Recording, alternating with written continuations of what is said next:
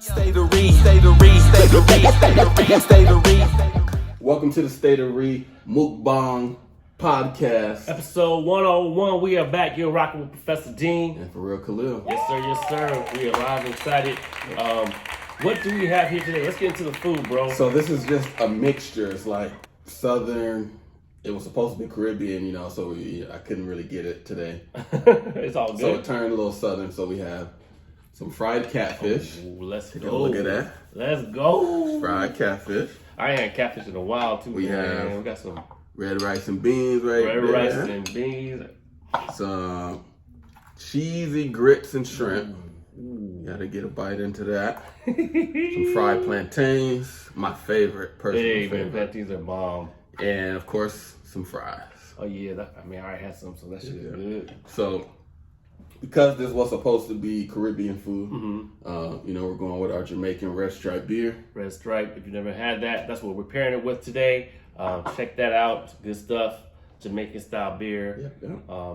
Maybe it's not the most local. We apologize, but it's still one of their most all good. acclaimed and I actually don't know any other Jamaican beer, so someone put me on. All I know is Red Stripe. Comment down below and teach us and educate us about different styles of beer that you guys know that would pair up great with this as we go through this, man. So today we got episode 101. We're gonna keep it short and simple on this football Sunday. You got the terrible Raiders playing in the back. My terrible Chargers lost today. For you, sir? Thank you, man. Thank you. Before we get started, cheers. Red Stripes. Cheers out there. Thanks for joining us. Thank you for joining us. Episode 101. This episode is going to be short and sweet, man, to the point. So we were texting back and forth. And, just some backstory on this. Yeah. As we dig into this food. What should we start with, bro? Man, I'm going to start with my personal favorite. Plantains. I'll give me some catfish because I ain't had catfish. I messed up with the catfish, though. I don't have no hot sauce. Man, it's okay. We All got right. the lime. We got the lemon lime. Dude, this is so soft that it's falling Just apart. grab it, bro. So, What were you saying we're getting into today? well, just a backstory. Like a lot of people have been, like I've been talking to a lot of my good friends, and like people are just talking about like transitioning career and talking about like purposeful work, right? Like purposeful work, like being valued at work. Because last time we were talking about work ethic, Right. Continuing our conversation, right? Okay. This time, we want to kind of dive into the concept of passion and the word passion. And when people say find your passion, what does that actually mean, right? So really having a deep dive conversation. I hear this all the time in my profession, which is people like, I just want to do what I'm passionate about. Right. Like, I'm passionate about this. I'm passionate about that. This is like passion. Like, that's the catch word that people love to throw around these days. Passion. Yeah, passion, or like when people just want to find their passion, which is like, and they tie it with their purposeful work. Like I want to do like purposeful work that gives me, brings me joy, that I'm passionate about. You know what I mean? So having conversations with some really good friends of mine in my circle, and just career changes and life switches, I wanted to kind of bring these the word, focus on the word itself. Passion. Which is passion, right? Okay. And so that's what we're going to talk about today. Let's do it. There's no, usually if you follow us, we do all these other segments. Today we're going to get just straight into the Straight food to the main course. and the main course of conversation so that y'all can, we'll cut this podcast short, sweet, and to the point. But first, man, you want to give the people news? Any news on life changes that are happening with you? News with me is moving to LA.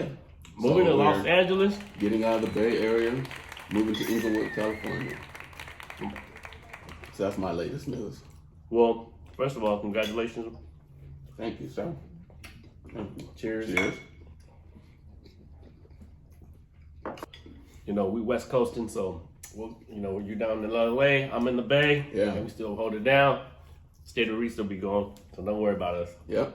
We'll still be all right. And this chicken, oh man, this chicken is good, bro. Catfish. I'm sorry. It tastes like chicken. This catfish is bomb. Chicken of the sea. I know that's tuna. What's tuna? Tuna's chicken of the sea. Yeah. Anyway. So yeah, passion, man. I really like that topic, and some of the things you were saying before that stood out to me. you know, I've been on that same journey, and I felt, hey, I want to do meaningful work, and I felt I want to do something I'm passionate about. But the one thing I found, this is before we get into passion, the one thing I found out is that no matter what you do, it's meaningful. Like literally, it doesn't always have to be not-for-profit work. It doesn't always have to be direct service or caretaking work for it to be meaningful. Meaningful work, anything you do is helping the greater cause. If you're bagging groceries, you're bagging groceries for someone potentially who can't necessarily do it for themselves. Right? If you're washing cars potentially for someone who can't do that for themselves. So it all depends on how you look at it. Yeah, perspective. And when I saw it that way, I changed my career. Because I was tied between, dang, I want to do something that I'm passionate about. I want to do something that does great for the world. And then I realized, well, everything is great for the world. It just depends on, and this is where it hit the nail on my head. It just depends on the gift. Like, how do you want to use your gift? Okay. That's how I saw it. That's important. That's an important point. And we'll come back to that actual concept of your actual personal attributes, right? And how it ties to your passion. But first things first, before we get into too much into the podcast, we're going to talk about food real quick. Out of all these things, what are you enjoying the most right now? You know what? The shrimp and grits were warm. It got a little cold and a little solid. That would be amazing. There's so much potential there, but it's a little cold. We couldn't keep it warm for too long. That's my fault for arriving late. I think grits is just one of those things, though. You know, you gotta like. What kind of grits is this, though? Is there cheesy grits. Cheese and grits. Yeah. I'm gonna get some. And then with shrimp, right? And shrimp, yep. Ooh. And then other than that, let me hit these rice and beans. I haven't hit this yet. But yeah. How about you? Are you still working through it? Still working through it. What's the best grits you've ever had and where? Man, the best grits? I don't know. That's a good question. Probably my goddad. He makes really good grits. Home grits is always the best. Yeah. Shout out to your goddad, Mark Sherman. Mark Sherman. Mark, I'm gonna look forward to that meal. He doesn't cook a lot, but he could make some grits. Looking forward to that. Yeah, these are good too. These are good too. So yeah. This plantain is bomb, bro. The plantains. Yeah. That's literally one of my favorite foods of all time. Plantains. Interesting. Man. Fried plantains. Texture. Because you could boil them. Yeah. Texture, flavor, Man. sweet, Man. thick texture. It's bomb. You want to run fast? Eat some plantains. You want to gain weight? Eat some plantains. Want to lose weight? Eat some plantains. Get the fuck out of here. I'm telling you. Oh, man. Hey, and again, I'm not the plantain expert here, so I'm Neither am I. going to pivot to him. But look at them up. Very nutrient-rich food. Shrimp with some. I've never had shrimp with grits. With grits. So now here's the other thing. Catfish and grits Oh my gosh, shrimp is hella good. is amazing. So some places you can buy catfish and grits together. Amazing. This is hella bomb, bro. Yeah. You had sweet grits before? Butter and sugar? No. Yeah. So the big debate is, are grits supposed to be sweet or salty? I've only had the salty side. I say both. Because, you know, it hit different either way. Well, maybe it's just like one's more like summer or seasonal, right? It could be seasonal grits, like summer versus winter. I think it just depends on your personal preference. Some people don't like, some people eat grits alone, like no cheese or nothing, and they just want butter and sugar. Some people, I used to mix my breakfast into the grits. It's like grits, eggs, and sausage in like one bowl. So I went to Texas. We kind of mixed it. Chicago is different. You were eating like, you know what I mean? So depending on where you go, they serve it differently. Yeah. and when I was in Dallas or Houston, we were just like, you mixing everything. Yeah, exactly. Like breakfast, you know. More what I mean? savory grits. Yeah. So just depending on where you were, because New York, a little different. Yeah. Location matters with grits. Which is really interesting. Some people like to mix it. I never had it with cheese. Cheese. Yeah. That look good. It's like a lot of things going on in your mouth. It's like being in multiple relationships. Going on in your mouth. No, yeah. Like, the thing about grits is really, It's good. Like it's like the texture. yeah, there's texture, Say those could and then it's like thick cheese. You can taste the cheese, but you could also like, you know, it breaks down in your mouth so smoothly, like butter. Yep. Sorry, we're busy talking about food, not the podcast, but that's part of our mukbang anyways. Is You right though. Very buttery. right, buttery, Yeah. right? Melts in your mouth. I was just eating it and I didn't really. And And let it melt in your mouth, bro. Shit, bomb.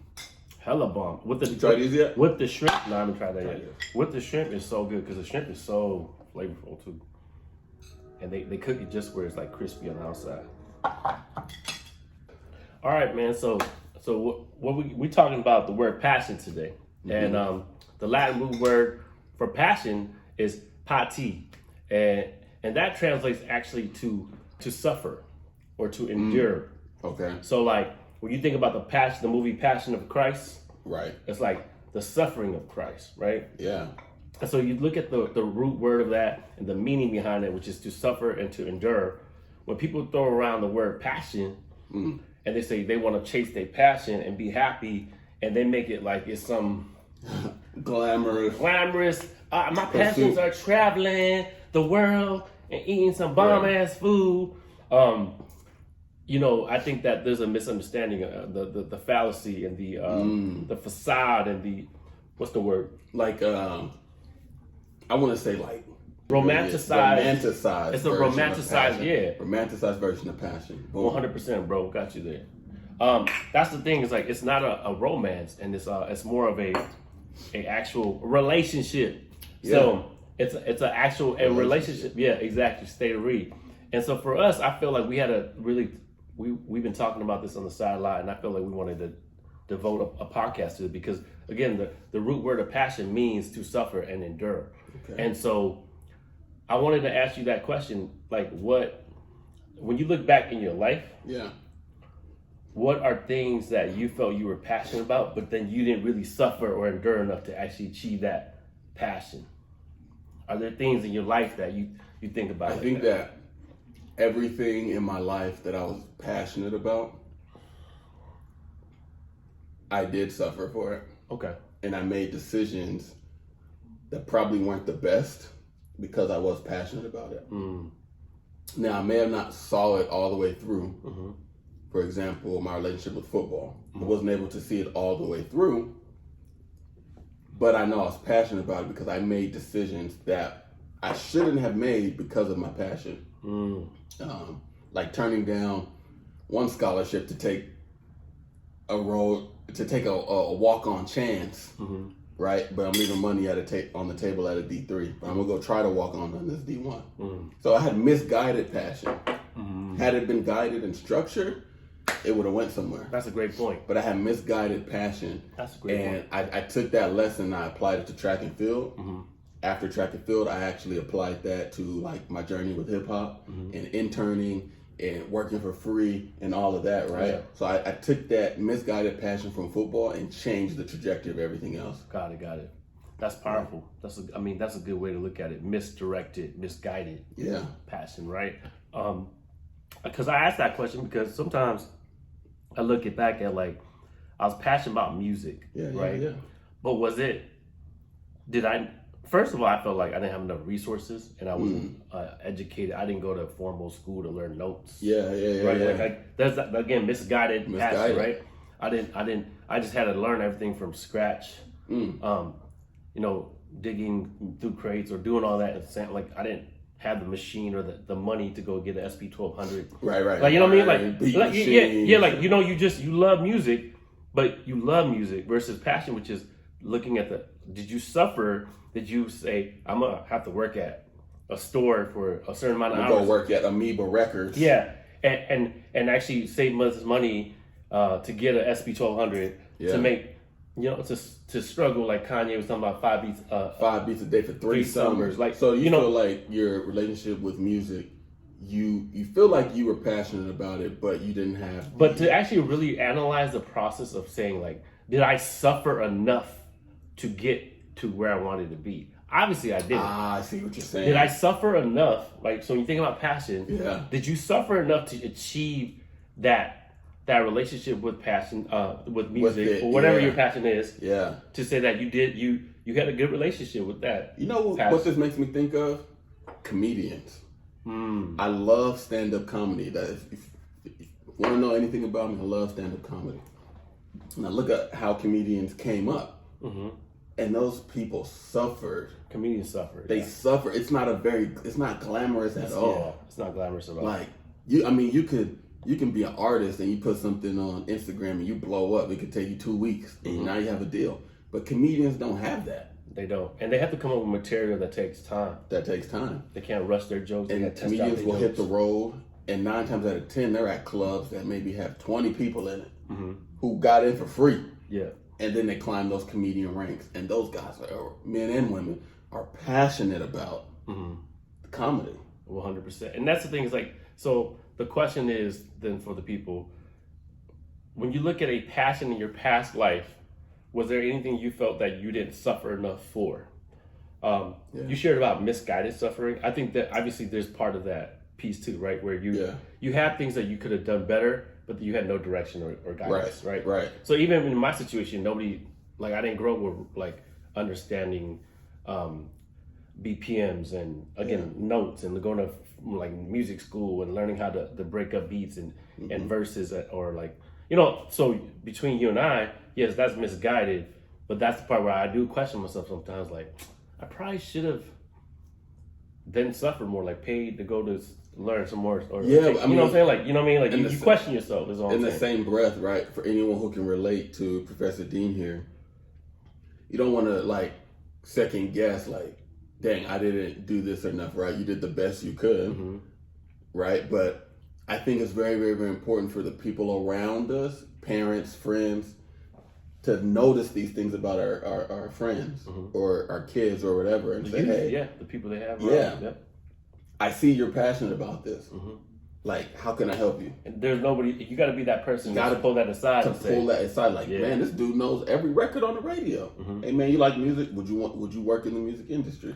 Would you like you got to notice these things about our friends and I say friends because friends are a big part of my life right now. But our family members, our friends, our kids, youth, nephews, nieces, nieces and nephews. Because we try to force people into things and we try to keep them in a box, but that real passion is burning, and a lot of times people don't know how to like either express it, pull it out, chase it, pursue it. Same. And so that's the first part of the pod I wanted to talk about, was like, how often do people get the resources? Like, because we don't all have, everybody doesn't have the privilege to pursue a passion exactly to be successful. Like that's a part of it. It's like the privilege and the resources, right? And so that's a piece of the suffering, because either way you're gonna have to suffer. You look at any successful person in their profession, they have to suffer, right? They have to, like Dave Chappelle, like you talk about comedians or Chris Rock, like all these people. They had to do. Dave Chappelle was doing nightclubs when he was like a 16, 15, you know what I mean? Like, so I think that's an important piece to talk about, is like, when you look at whatever you're passionate about, it is not a joyous journey to your destination of whatever your passion is. It's not like, I just want to taste food and post on Instagram. And be so cute. What do you call that then? Like, what? So when you have that just innate thing, I want to, like you said, eat food, post on Instagram. I think those are hobbies. Those are just hobbies. Those are hobbies, and those are those are just hobbies, bro. Those are things you like to do. Did you see Tyler the Creator's BET Hip Hop Award speech? No. Man, I think it was super powerful. It was very simple. Tell us about it. I'm not like a Tyler the Creator. I don't listen to his music, but I respect what I respect. And he said, "Yo, we were able to turn these hobbies into careers, and borrow mother's houses and do all these things. And that word hobby stood out when he said it. And so, yeah, I'm glad you said that. Yeah, because I mean, you can have hobbies like, so I know people who are like, they like doing stuff. Like or let's say they work and they have a job and they have this job and they're like, it's my work. And I'm like, well, like, I don't know if I really like this work. Yeah. It's just work, right? Yeah. But I'm like, so where do you find the bridge of hobbies and work?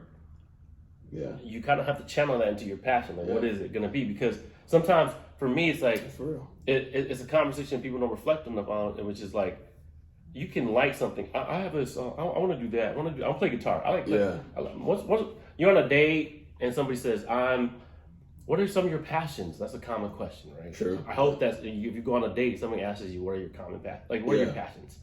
And people can say, oh, I like traveling. I like food. I like baking or cooking. I like doing these things, right? But I'm like, that's cool, but those are just things that you like to do, which is hobbies, which is dope. Well, you should probably separate the both, because what is the actual thing that makes you tick?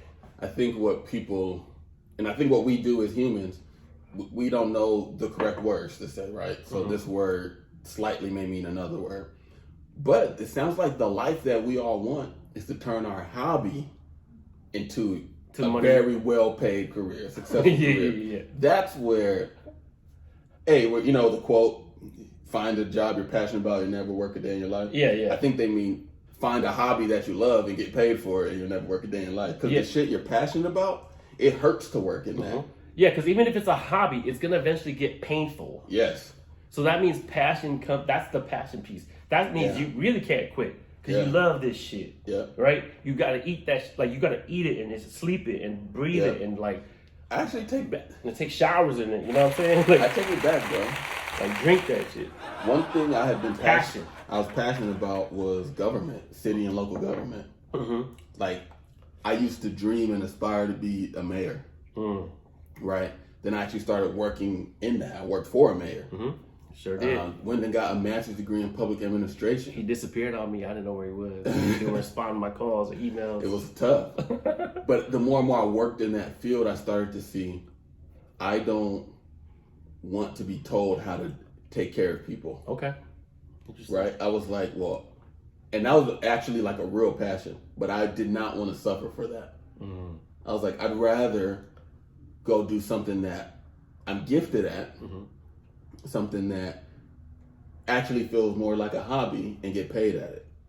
Because you can get paid more in other industries than government. Government's not a super lucrative career at first. Okay. So like, I could go do something that's really a hobby in tech and make more money. Okay. And that's what you chose to pursue. Ultimately. Yeah. But then again, that wasn't an easy path. No, yeah. Even though it was a hobby, you eventually had to work for free. Yeah. Like drive all over the Bay Area. Like, you know what I'm saying? Like you literally had to make sacrifices. Yeah, you know the journey. Yeah, you had to make sacrifices. So that sacrifice is part of the suffering, the journey of becoming your passion. Like the word passion comes again to endure, to suffer.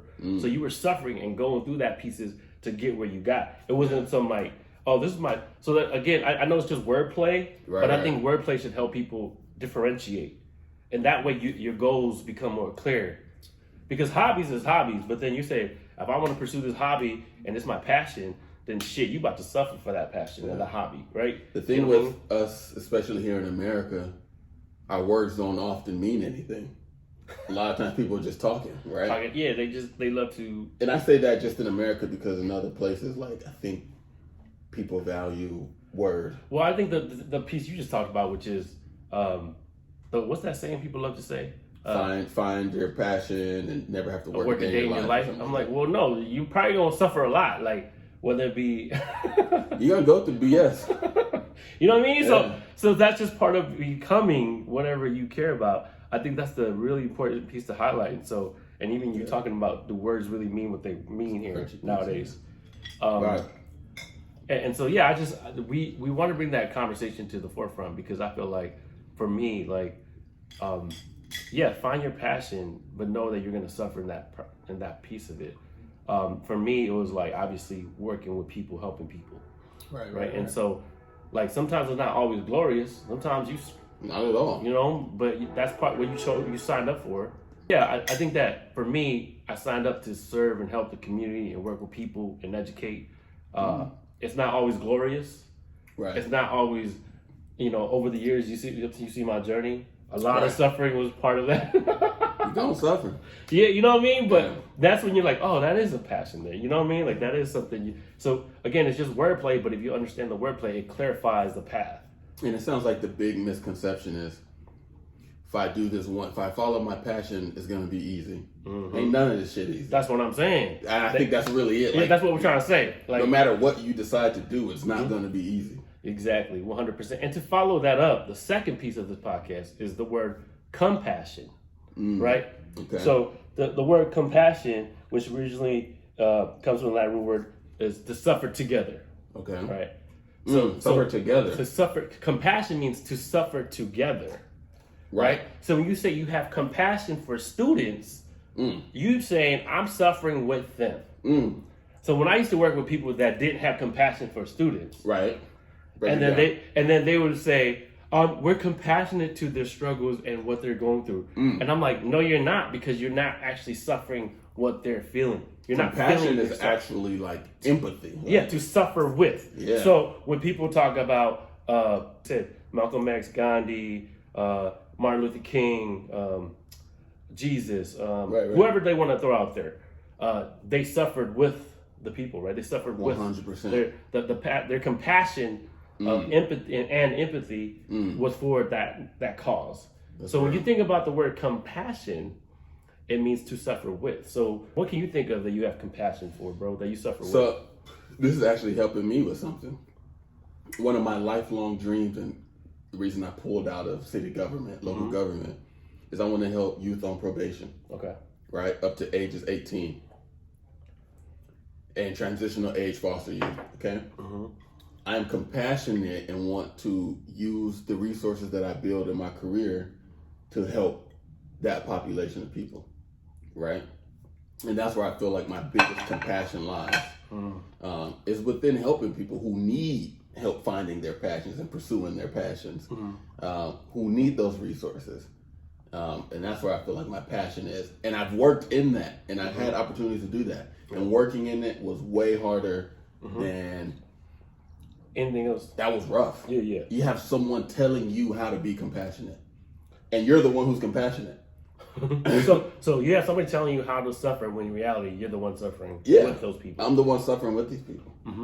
And again, I think wordplay, people can be like, oh, they're just focused on wordplay. No, wordplay is important to define.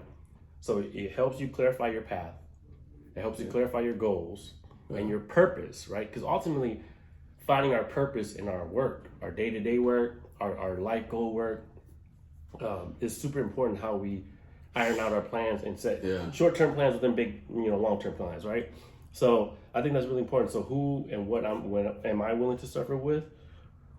For me, it'd be, again, I care about my students, right? So knowing that some days I'm going to have bad days, I'm going to be suffering with them, but I have to speak up or I have to hold my position on what I'm doing. That's part of what I signed up for because it is my passion. So I have to have the compassion and understand that that's for what I do, and know that I'm suffering because I'm part of that suffer, like that journey. Yeah. Does that make sense? Yeah. And once you can process that, everything ain't gonna be glorious, and you can accept that everything ain't gonna be pretty and light work. You know what I mean? And so it goes back to work ethic. Work ethic, man. You know what I'm saying? It goes back to work ethic, where it's like, hey, I gotta have the work ethic. Some days gonna be worse than others. When it gets gritty, what's gonna pull you through? Exactly. And that's your work ethic. 100%. And on that, again, good questions, man. Our power words that we want to highlight: passion, compassion, to suffer and endure, and then to suffer and endure with. Think about that. And then with that being said, I would say share with the people a song or music or musician that you listen to help you focus on your passion. That helps you, like, say, I'm gonna have to suffer through my. I have never listened to music with that lens. I think you do. Your two favorite artists. But I was gonna say, but someone who easily would put me in that realm is definitely Jay, definitely Nip. That's probably my top two. When I was thinking about this question, Yeah. I was thinking about that the whole time. I was like, Khalil's probably gonna say, because I listen to Nipsey a lot. Yeah. When I need to like focus. Right. And I'm in the midst of like hating my work. Like suffering. Yeah. I'm in pain, bro. To 3 a.m. Right. But I'm listening to Nip. Right? Or I'm listening to specifically I love the song Outro. You know, like Outro, Nipsey Hussle. Yeah. One of my favorite beats and songs. I put that on repeat sometimes. Or I listen to songs like people like Pac or B.B. King to put me in that. Yeah. Like the pain. Yeah. Let you know suffering. Let you know that you can get through the pain. Yeah, like all that you can emotion, hear the pain in their voice. The emotion coming through that piece of that song. Like that stuff is like that's what resonates with you. Or like Inner City Blues by Marvin Gaye. Yeah. Like just the bass hits. Yeah. And sometimes you don't need lyrics. You just need this music that makes you go, let me just sit in this pain and the suffer of focus. You know what I'm saying? Like I'm gonna tell you this though, going back to vinyls. Some of the stuff on vinyls is some of the best records that will express pain that you'll ever hear. Okay, give me one. Man, anything Otis Redding. Oh, like Marvin Gaye, Lauryn Hill. I mean, these people, and especially in that era, just where people are just pouring their heart into a track, and you can hear the work that's put behind it. It could be anything. It could be sometimes for me just beats. Literally just listening to RZA's. It was also simple. Wu-Tang, right? Stuff like that where it's not even the lyrics. It's just the beat. It's the beat gets me in that mood of focus, right?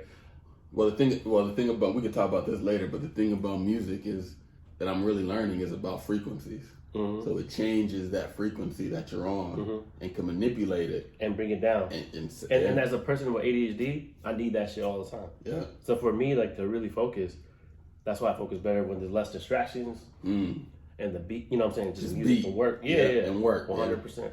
Dope. Yeah, it's funny you knew I would say those two people though. Well, because I mean, I listen to them too. Yeah. Like I listen to the same people where it's like Jay is like I listen to some of his like beats just to calm me down. You know what I mean? So the other question was what movie can you reference as far as a movie that inspires when it comes to seeing somebody go through using their passion, like going through their suffering to become who they become? I look at Remember the Titans. Okay.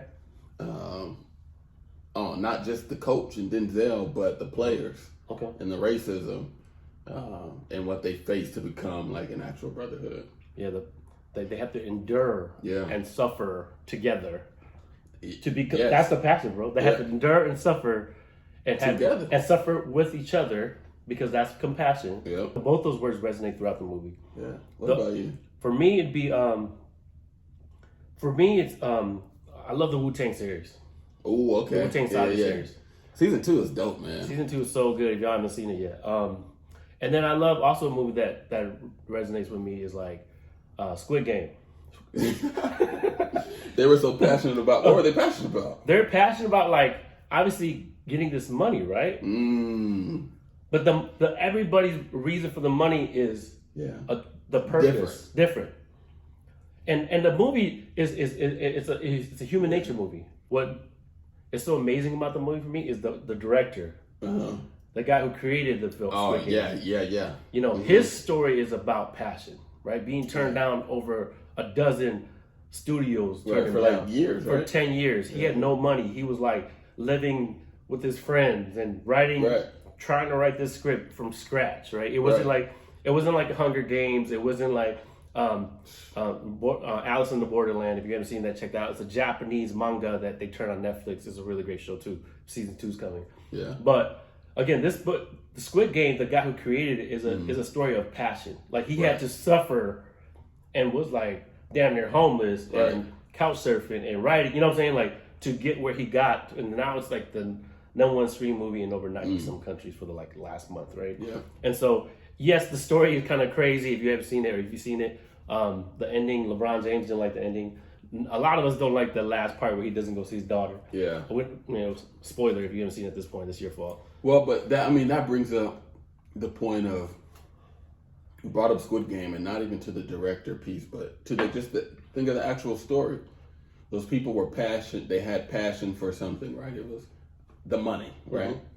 But the other thing that was not confusing for them, which they don't really directly highlight, every character had intentions. They had very, very, very clear intentions. Exactly. I'm winning this. I'm taking this money, and I will kill you to get it, right? Exactly. The one thing where we can learn from that is we don't always have clear intentions, or we mask our intentions and no one knows our intentions. The second we clear up our intentions, like those opportunities that we are want to pursue, they open up. But you have to be very clear about. Well, the steps become really clear, right? The steps become clear. That's it. Yeah. So the movie, the plot and all that is simple. Like, $1 million. You got to survive these games. Whoever survives it gets money. Yeah. Right. It sounds simple, but it's not. Right. So it gets layered. Right. And so now you have to be intentional. Like, what you have to teammate. You have to team up with somebody. So throughout the movie, you're like, team up. In the end, you end up killing your partner. Kill your team. You know what I'm saying? Like it's all these plot twists that comes with the journey. So I think that clarifying things as simple as words and intentions, steps to your purpose and your passion helps you really have a concise plan and come to reality, and if it's possible or not, and if what you're gonna have to go through. Yeah. You know what I mean? So I feel like that's our podcast. I do want to say a book that I'm actually reading right now that I think I should highlight real quick is it's called Giannis. It's by Marvin Gaye, and we're gonna try to get it on the podcast. But anyway, it's a book about Giannis, and it's just about his journey of having no skills, no food. Yeah, like all the things he went through, his family. It's such a powerful book, and how he had to learn how to become a great player because he didn't grow up in the AAU system. Right. He didn't have all the resources. This dude grew up. He had to take his shoes off and they give them to his brother. And they would share. They share shoes in between games. Exactly. And there's 4 or 5 of them, bro. Yeah. There's 5. How many are in the league? 3, 2, 4 of them. Now. 4. Oh, yeah, it's crazy. It's never been done. But anyways, shout out to Alex, which is their baby brother, Tatakupo. He was the only one that was playing high school basketball here because his brother was obviously in the NBA. Shout out to the Tatakupo's, man. Yeah, they unbelievable story. So check that out. But this is our podcast, episode 101. You were rocking with Professor DEAN FoReal Khalil. Anything else to say, brother, before we head out on this podcast? Thank y'all for tuning in to the State of Read podcast, Mukbang, and enjoying this food with us and Red Stripe beer. Much love, and we appreciate you. I'm getting a little bit Asian Global Red, so we're going to call it a day on this podcast, y'all. Cheers. And remember, everybody, we are relationships. And who we invest in. So invest wisely. My homie, we major, even our atoms breaking laws, time testers. We soul investors, revolutionary setters, the return of kings.